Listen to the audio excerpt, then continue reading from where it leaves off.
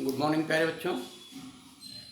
आज हम लोग क्लास 10th की फिजिक्स में प्रिज्म द्वारा प्रकाश का वर्ण विक्षेपण पढ़ने जा रहे हैं। तो आपने पढ़ लिया है कि प्रिज्म क्या होता है। आपने पढ़ा कि प्रिज्म दो झुके हुए समतल के बीच एक घिरा हुआ पारदर्शी माध्यम होता है जिसको किसी सीमा रेखा से परिबद्ध कर दिया जाता है। चित्र के द्वारा भी आपने समझ लिया। फिर आप समझ लिए कि प्रिज्म में दो कोरे होती हैं। कोर माने किनारा। दो किनारे होते हैं जिनको हम अपवर्तक कोर कहते हैं। एक ऊपर का कोण होता है जिसे हम दो पृष्ठें होती हैं जिन्हें अपवर्तक पृष्ठ कहते हैं। दोनों पृष्ठें जहां पर मिलती हैं उसे हम अपवर्तक कोर कहते हैं।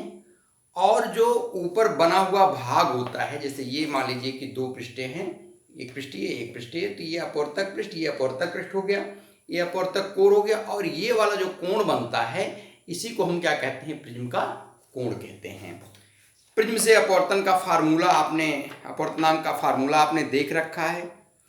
आपको आगे केवल इतना सा पढ़ना है कि प्रिज्म द्वारा प्रकाश का वर्ण विक्षेपण, यद्यपि पिछली कक्षा में हुआ था लेकिन वीडियो कट हो गई थी तो कंप्लीट नहीं हो पाया था।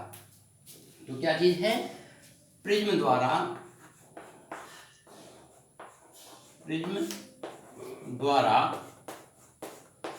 प्रकाश का वर्ण विक्षेपण। अब देखिए, इसको समझिएगा कि प्रकाश का वर्ण विक्षेपण क्या होता है, स्पेक्ट्रम क्या होता है, ये चीजें आप समझिए। तो ये आपका एक प्रिज्म है। अब प्रिज्म पर अगर हम इस पृष्ठ पर श्वेत प्रकाश किरण गुजार दें, क्या? श्वेत प्रकाश किरण। यह कौन सी श्वेत प्रकाश किरण है? जो सूर्य से आ रही है, वह श्वेत प्रकाश किरण इस पर लाएं तो क्या होता है कि जो प्रिज्म होता है यह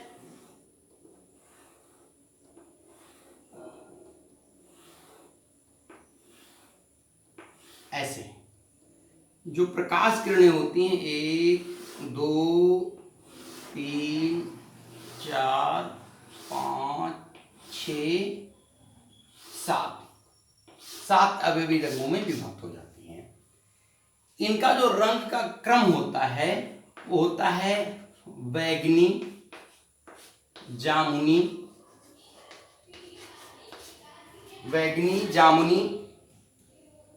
नीला हरा,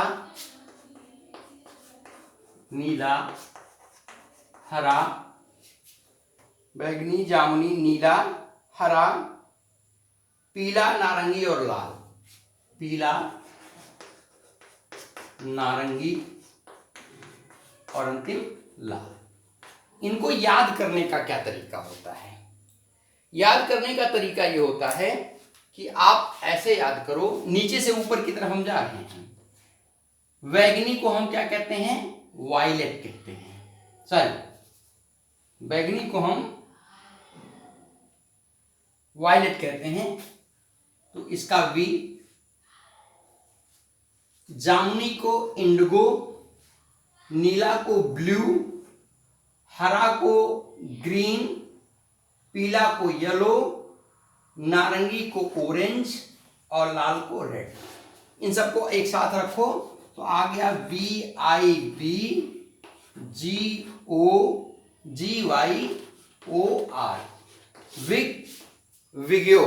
विग्यो। ऐसे आप याद रख सकते हैं, विग्यो। यानी कि ये क्या है?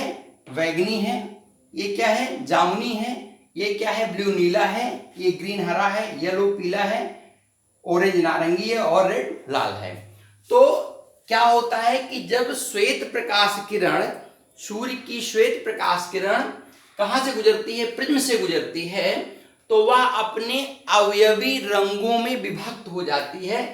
इस परिघटना को हम वर्ण विक्षेपण कहते हैं। तो क्या लिखेंगे? जब सूर्य से चलने वाली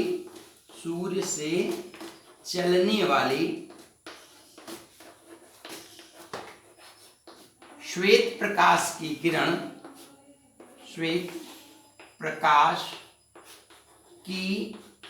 किरण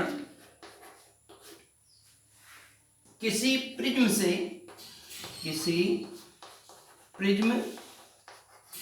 से गुजारी जाती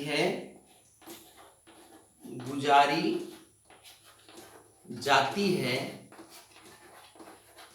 तो वह अपने मूल अवयवी रंगों में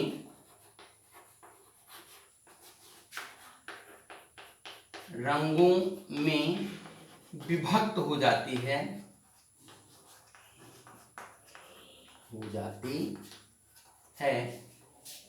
इसे प्रकाश का वर्ण विक्षेपण कहते हैं।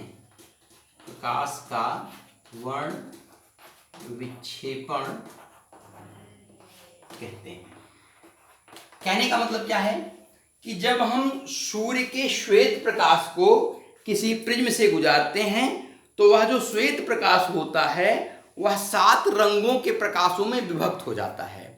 उन 7 रंगों के प्रकाशों में विभक्त हो जाने की जो घटना होती है उसे हम क्या कहते हैं?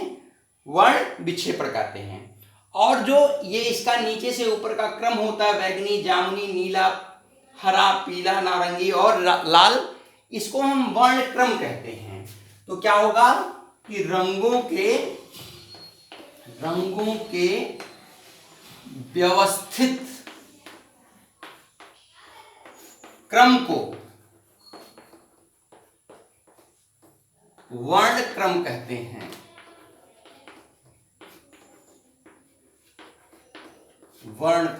हैं। यानी कि जो रंगों का व्यवस्थित क्रम है, व्यवस्थित क्रम क्या है कि जो बैगनी है, जामुनी है, नीला है, हरा है, पीला है, नारंगी है, लाल है, ये जो क्रम है एक तरफ से दूसरी तरफ का, इसी रंगों के व्यवस्थित क्रम को हम क्या कहते हैं? वर्ण क्रम कहते हैं। और जब सूर्य का प्रकाश किसी प्रिज्म से गुजर जाता है तो वह अपने मूल अवयवी रंगों में विभक्त हो जाता है। इस घटना को हम वर्ण विक्षेपण कहते हैं। तो ये क्या है? ये वर्ण विक्षेपण की परिभाषा है। और ये क्या है? ये वर्ण क्रम की परिभाषा है। अब इसी में आपका एक टॉपिक और आ जाता है कि ये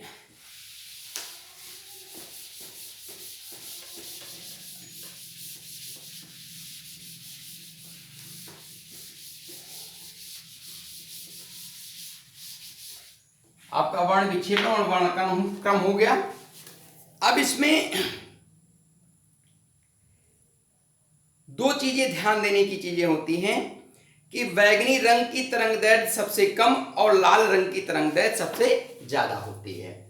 नोट, इस पर 1 नंबर का क्वेश्चन आ जाएगा। नोट, बैगनी रंग की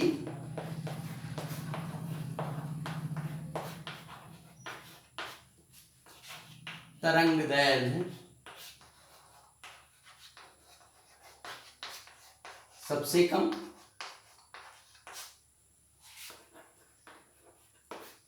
जबकि लाल रंग की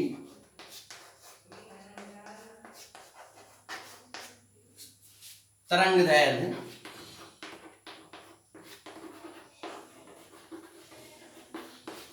सबसे अधिक होती है। अब ध्यान देने की चीज है कि बैगनी रंग की तरंगदैर्घ्य सबसे कम और लाल रंग की तरंगदैर्घ्य सबसे ज्यादा होती है। तो जिसकी तरंगदैर्घ्य सबसे कम होती है उसका वर्ण विक्षेपण सबसे ज्यादा होता है, और जिसकी तरंगदैर्घ्य सबसे अधिक होती है उसका वर्ण विक्षेपण सबसे कम होता है। यानी कि जो वर्ण विक्षेपण है, डेविएशन है, कलर का झुकाव है, रंगों का झुकाव है प्रिज्म के आधार की तरफ, वो क्या है कि जिसका तरंगदैर्घ्य ज़्यादा है उसको ज़्यादा विक्षेपित कर देती है, सॉरी कम विक्षेपित करती है, और जिसका तरंग दैर्ध्य ज़्यादा है वो विक्षेपण कम होता है, और जिसका तरंग दैर्ध्य कम होता है उसका विक्षेपण ज़्यादा होता है। यानी कि उनका जो विक्षेपण है, विक्षेपण इज प्रोपोर्शनल टू 1 अपान तरंग दैर्ध्य। इस चीज को आपको याद रखना है कि जो कलर का विक्षेपण होता है वह तरंग दैर्ध्य के व्युत्क्रमानुपाती होता है। यानी कि तरंग दैर्ध्य अगर बड़ा है तो विक्षेपण कम होगा, और तरंग दैर्ध्य छोटा है तो विक्षेपण ज्यादा होगा। अब इसी में एक चीज और आती है आपकी बात कि हमने जब किसी सूर्य के श्वेत प्रकाश को प्रिज्म से गुजारा और वह अपने अवयवी रंगों में विभक्त हुआ, तो इस परिघटना को हमने वर्ण विक्षेपण कहा, और जो रंगों का व्यवस्थित क्रम है उसको वर्णक्रम कहा। लेकिन जो हमारा सूर्य का प्रकाश है वो इन्हीं मात्र 7 अवयवी रंगों से मिलकर के नहीं बना हुआ है, बल्कि क्या होता है कि जो 7 अवयवी रंग हैं, जैसे मान लीजिए 1 2 3 4 5 6 7, यहां से आप कैसे याद करेंगे, VIVGYOR,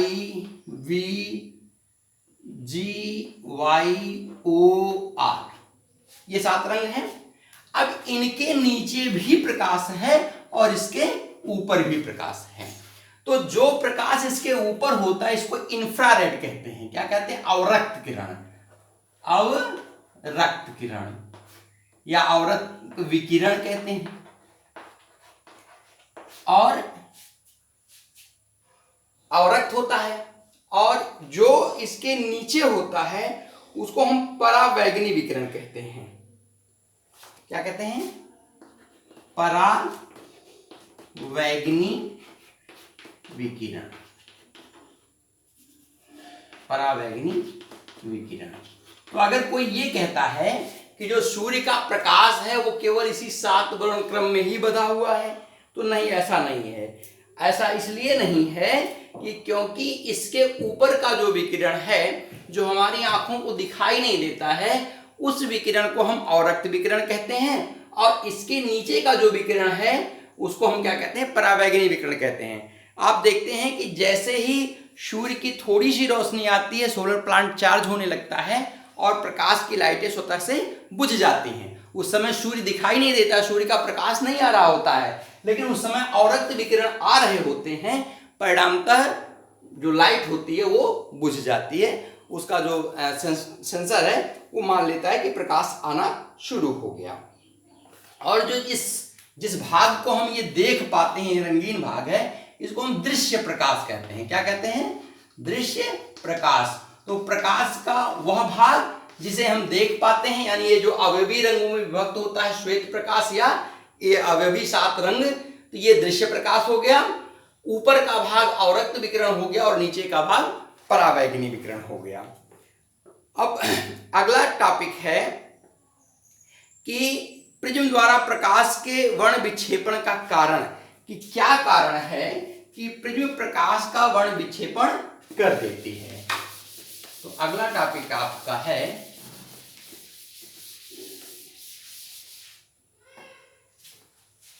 प्रिज्म द्वारा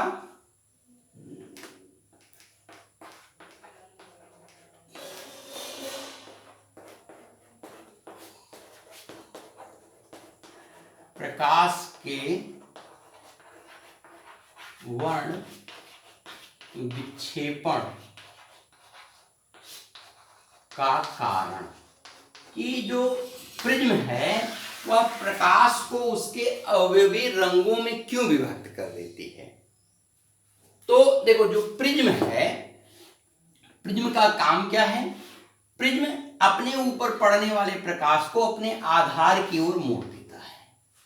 क्या करता है कि प्रिज्म अपने ऊपर पड़ने वाले प्रकाश को अपने आधार की ओर मोड़ देता है। चूंकि जो ये श्वेत प्रकाश होता है वह 7 रंग के अवयवी प्रकाशों से मिलकर के बना हुआ होता है, और इन जो 7 रंगों का प्रकाश है उनका तरंग दैर्ध्य अलग अलग होता है। तो जब तरंग दैर्ध्य अलग अलग होता है तो जो वैगनी रंग होती है उसका तरंग दैर्ध्य सबसे कम, और जो लाल रंग होता है उसका तरंगदैर्ध्य सबसे ज्यादा होता है। तो ये जो विचलन की घटना होती है, प्रकाश का अपने मार्ग से मुड़ना, इस घटना के कारण, जो ये घटना का कारण होता है, इस घटना के कारण क्या स्थिति बनती है कि बैगनी रंग का प्रकाश का विचलन सबसे ज्यादा हो जाता है और लाल रंग के प्रकाश का विचलन सबसे कम होता है। तो जब बैगनी रंग के प्रकाश का विचलन सबसे ज्यादा होता है और लाल रंग के प्रकाश का विचलन सबसे कम होता है, तो इससे यह निकल करके बात आती है कि जो तरंग दैर्ध्य है, उस तरंग दैर्ध्य के व्युत्क्रम के रूप में क्या होता है, प्रकाश का विचलन होता है। तो लाल रंग का तरंग दैर्ध्य ज्यादा होने के कारण उसके प्रकाश का विचलन कम हो पाता है, जबकि बैगनी रंग का तरंग दैर्ध्य सबसे कम होने के कारण उसका विचलन सबसे ज्यादा हो जाता है। इसलिए बैगनी रंग सबसे नीचे और लाल रंग सबसे ऊपर हो जाता है। यानी कि प्रकाश के मोड़ने की जो घटना है, प्रिज्म द्वारा प्रकाश को अपने आधार की तरफ मोड़ने की घटना है, वह उसके तरंगदैर्ध्य पर निर्भर करती है। जिसका तरंगदैर्ध्य जितना ज्यादा होगा उसमें मुड़ने की घटना उतनी कम होगी, और जिसका तरंगदैर्ध्य जितना कम होगा उसमें प्रकाश के मोड़ने की घटना उतनी ज्यादा हो जाएगी। अगला टॉपिक आपका आता है, बड़ा प्यारा टॉपिक है, इंद्रधनुष।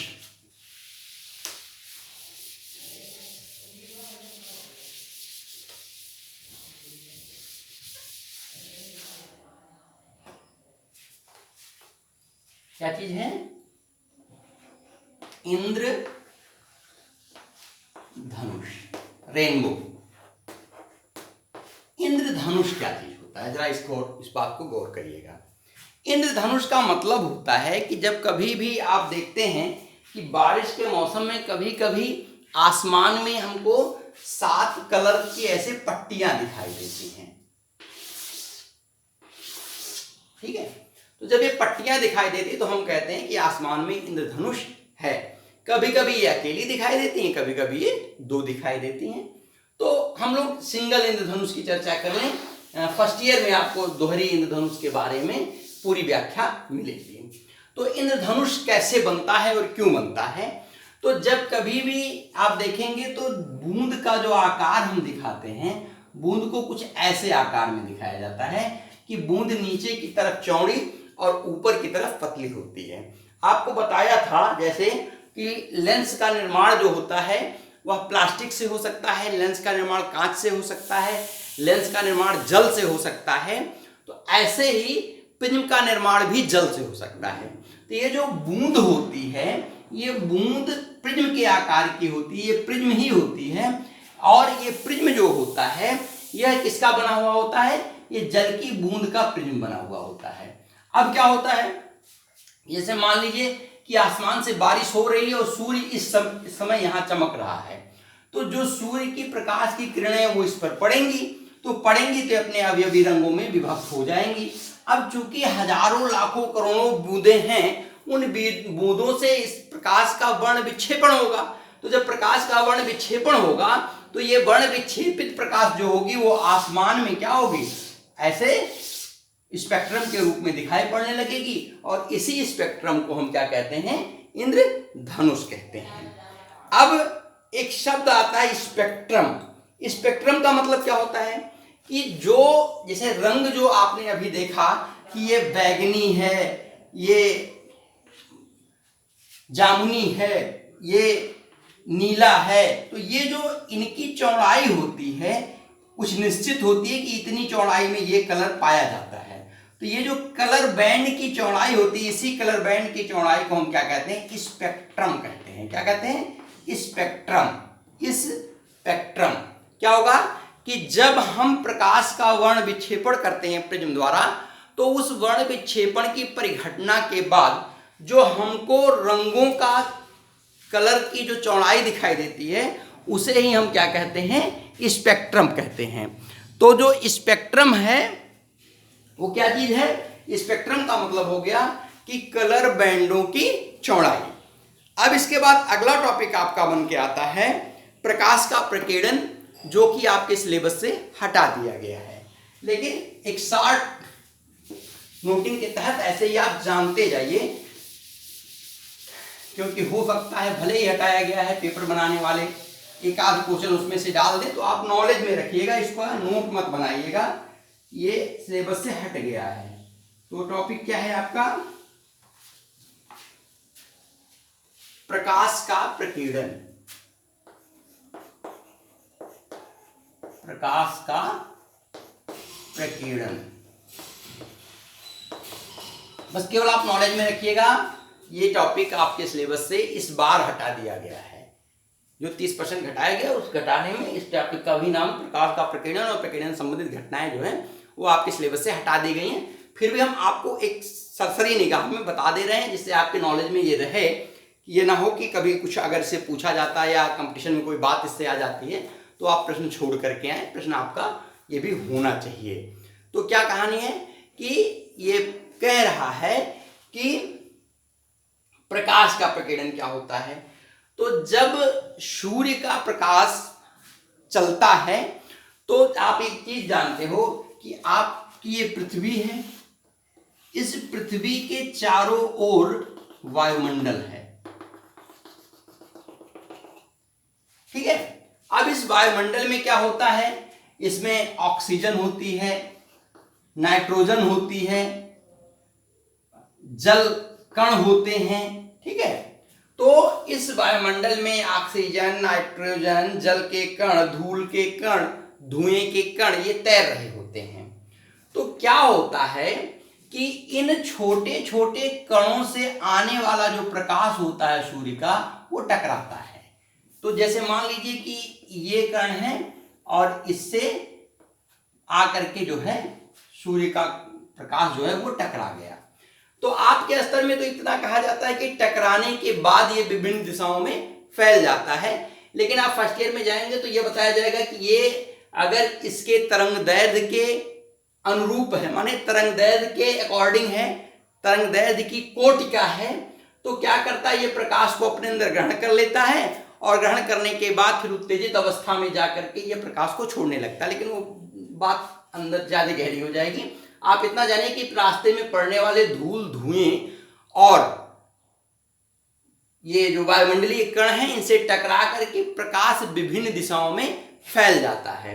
तो चूंकि नीले रंग की तरंगदैर्घ्य जो होती है वह सबसे कम, माने बैगनी से थोड़ा सा ज्यादा, तो ये कम होती है। तो सबसे ज्यादा जो प्रकाश का प्रकीर्णन होता है वह क्या होता है, नीले रंग का होता है, और नीले रंग का प्रकाश जो है वो चारों तरफ फैल जाता है। तो क्या कहेंगे कि प्रकाश कणों का प्रकाश किरणों का वायुमंडलीय कणों से टकरा करके फैल जाना ही प्रकाश का प्रकीर्णन कहलाता है। तो हम क्या कहेंगे, सूर्य के, इसको लिखना नहीं है, सूर्य के प्रकाश का वायुमंडलीय कणों से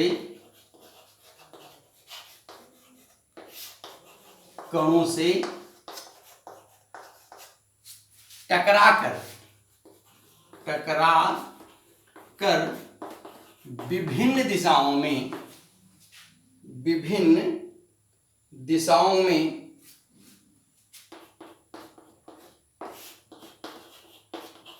दिशाओं में फैलना ही प्रकाश का प्रकीर्णन कहलाता है, प्रकीर्णन कहलाता है। कोई दिक्कत नहीं। अब प्रकाश के प्रकीर्णन से संबंधित कुछ घटनाओं की हम व्याख्या कर देते हैं। बस सरसरी ऐसे व्याख्या की जाएगी, सिलेबस से हटाया गया है, फिर भी आप थोड़ा सा जानते रहिए। तो अब प्रकाश के प्रकीर्णन से संबंधित कुछ घटनाएं हैं। उसमें पहला टॉपिक आपका दिया गया है आकाश का नीला दिखाई पड़ना। क्या है, आकाश का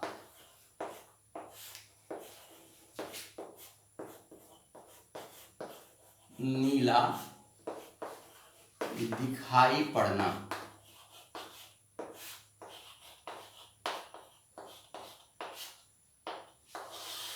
आकाश का नीला दिखाई पड़ना क्या है कि जो आकाश है, आसमान है, उस आसमान को अगर आप देखोगे तो वह नीला दिखाई पड़ता है। उसका कारण क्या है, तो उसका कारण यह है कि जो सूर्य से प्रकाश की किरणें चलती हैं वह प्रकाश की किरणें वायुमंडलीय कणों से टकरा करके प्रकीर्णित हो जाती हैं सभी दिशाओं में।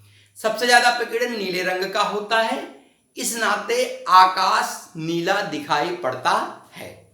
अब यहीं पर एक चीज और जान लीजिए कि पृथ्वी से तो आकाश नीला दिखाई पड़ता है, लेकिन अगर चंद्रमा से देखेंगे तो आकाश अनंत काला दिखाई पड़ता है। क्यों दिखाई पड़ता है? क्योंकि चंद्रमा के पास वायुमंडल नहीं है। तो चंद्रमा के पास वायुमंडल नहीं है तो वायुमंडलीय कण भी नहीं है। तो जब वायुमंडल नहीं है, वायुमंडलीय कण नहीं है, तो वहां प्रकाश के प्रकीर्णन की घटना नहीं होती है। वहां से जब आप आसमान को देखेंगे तो अनंत काला दिखाई पड़ेगा। इसी समय और देख लीजिए कि सूर्योदय और सूर्यास्त के समय सूर्य लाल दिखाई पड़ता है। जब आप देखेंगे कि सूर्योदय हो रहा है और जब आप देखेंगे सूर्यास्त हो रहा है, तो उन दोनों स्थितियों में सूर्योदय और सूर्यास्त के समय सूर्य लाल दिखाई देता है। इसकी व्याख्या आप समझ लीजिए, केवल समझनी है, लिखनी नहीं है। क्या लिखना है? सूर्योदय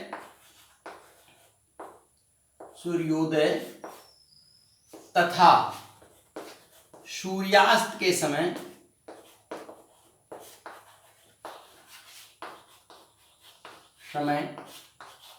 सूर्य का लाल दिखाई पड़ना।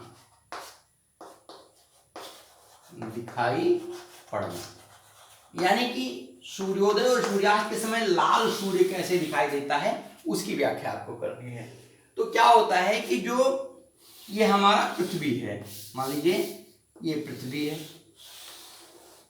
इसके चारों तरफ क्या होगा? वायुमंडल होगा। अब जब सूर्योदय होगा तो सूर्योदय के समय सूर्य यहां कहीं पर होगा। अब इससे चलने वाली जो प्रकाश की किरण होगी एक लंबे वायुमंडलीय क्षेत्र को तय करते हुए वो यहां पर देखने वाले व्यक्ति के पास आएगी। तो जो लंबा वायुमंडलीय क्षेत्र यहां से लेकर के यहां तक तय कर रहा है, इसमें धूल, धुएं, ऑक्सीजन, जल कणें आज सब बनी होंगी। तो ये धूल, धुआं, ऑक्सीजन, जल कण से क्या होगा कि आने वाले प्रकाश टकराएगी और विभिन्न दिशाओं में प्रकीर्णित हो जाएगी। तो जब प्रकाश विभिन्न दिशाओं में प्रकीर्णित होगी तो क्या होगा कि अन्य रंग का तरंगदैर्घ्य छोटा होने के कारण वह प्रकीर्णित हो जाता है, फैल जाता है। लेकिन लाल रंग का तरंगदैर्घ्य सबसे बड़ा होता है, उसका प्रकीर्णन सबसे कम होता है, इसलिए यहां पर व्यक्ति को या सूर्य क्या होता है? लाल दिखाई देता है। जब दोपहर का समय होता है, यहां सूर्य चमक रहा होता है, तो इसका वायुमंडलीय क्षेत्र में जो यात्रा करने का दूरी है इतनी ही है, और इसकी देखिए 1, 2, 3, 4 गुना है। तो क्या होगा कि इतनी सी दूरी में आने पर इसका प्रकीर्णन बहुत कम होता है और लगभग सभी प्रकाश हमारे नेत्र तक पहुंचते हैं। इसलिए सूर्य हमको चमकदार पीला दिखाई पड़ता है।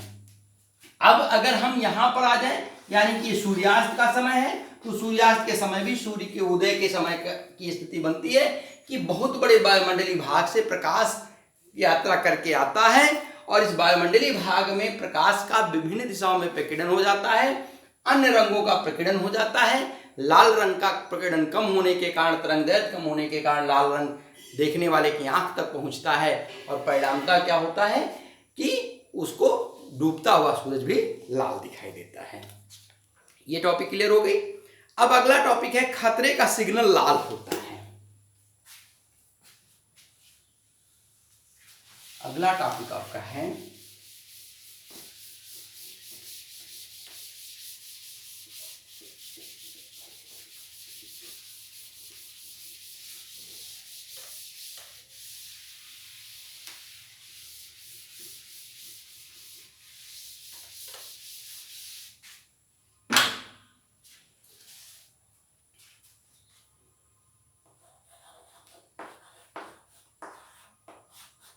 खतरे का सिग्नल लाल होता है। यानी कि जहां कहीं भी आपको खतरे का संकेत देना होता है, उस खतरे का संकेत देने के लिए आप वहां पर एक लाल बत्ती लगा देते हैं या लाल कपड़ा टांग देते हैं, लाल झंडी टांग देते हैं। अब इसमें एक बात आ जाती है कि लाल ही क्यों प्रयोग में लाया जाता है। तो अभी आपको बताया गया कि जो लाल रंग है, वह लाल रंग का जो प्रकाश होता है, उस प्रकाश की खासियत यह होती है कि वह लाल रंग का प्रकाश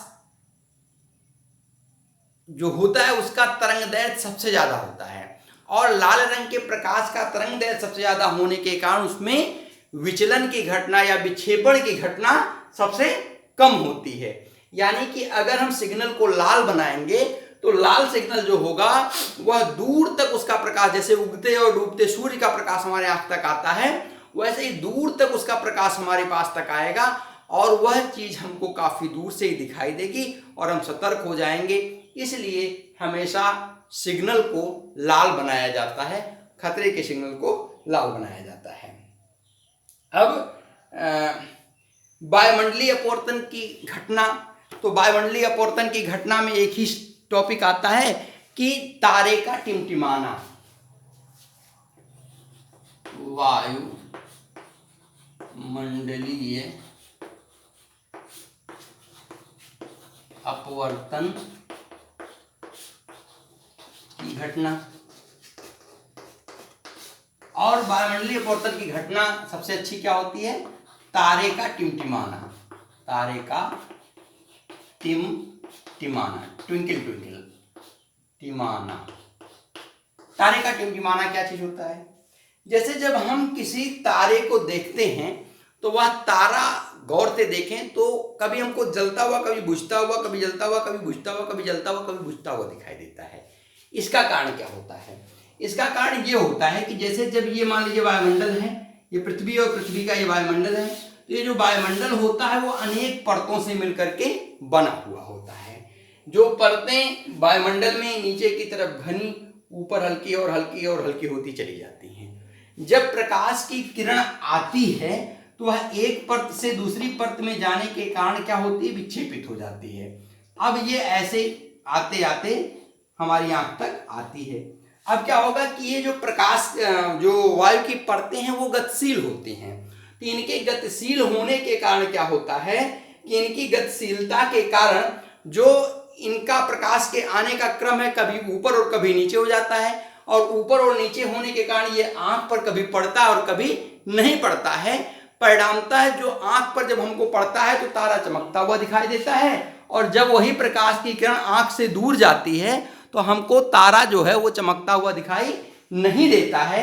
ऐसी स्थिति में हम कहते हैं कि जो वायुमंडलीय तारा है वो तारा क्या हो रहा है? जल और बुझ रहा है, टिमटिमा रहा है, लेकिन वास्तव में वो टिमटिमा नहीं रहा होता है, जल और बुझ नहीं रहा होता है, बल्कि वायुमंडल में प्रकाश के अपवर्तन के कारण कभी प्रकाश हमारी आंख पर आता है और कभी हमारे आंख पर नहीं आता है। यहीं पर एक टॉपिक और ले लीजिएगा कि कोई वस्तु किसी रंग की क्यों दिखाई देती है। जैसे कोई कपड़ा काला क्यों दिखाई दे रहा है, कोई कपड़ा सफेद क्यों दिखाई दे रहा है, कोई कपड़ा मतलब ऐसा क्यों है कि जो भी चीज है उसका एक विशेष रंग दिखाई देता है। तो किसी वस्तु का रंग, ये टॉपिक आप ले लीजिए। तो किसी वस्तु का रंग क्यों दिखाई देता है, किसी रंग की कोई वस्तु क्यों दिखाई देती है? ऐसा होता है कि जो सूर्य का प्रकाश है वह 7 अवयवी रंगों से मिलकर के बना हुआ है।